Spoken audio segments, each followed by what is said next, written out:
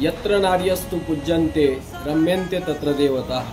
म्हणजेच ज्या ठिकाणी नारीचा सन्मान होतो त्या ठिकाणी देवता रममान होतात असं शिकवणारी आपली भारतीय संस्कृती आणि आज देशात घडत असणाऱ्या घटना या दोन्हींचा ताळमेळ कुठेही बसताना दिसत नाही। मित्रांनो, वैष्णवी हगवणे हे प्रकरण राज्यामध्ये चौफेर गाजत असताना या प्रसंगी आपण आत्ममुग्ध होऊन विचार करण्याची गरज आहे की मुलीचं लग्न ठरवताना आपल्या प्रायोरिटीज काय असतात। मुलगा कसा आहे, मुलगा निर्व्यसनी आहे का, मुलगा स्वतः काही कमवतो का, याच्यापेक्षा मुलाच्या घरची परिस्थिती कशी आहे, मुलाच्या घरी प्रॉपर्टी किती आहे, मुलाच्या घरी शेती किती आहे, मुलाचं शहरात घर आहे का, मुलाचे नातेवाईक मोठे मोठे आहेत का, असा विचार आपण करतो आणि आपल्यापेक्षाही मोठा घराणा शोधण्याचा आपला प्रयत्न असतो।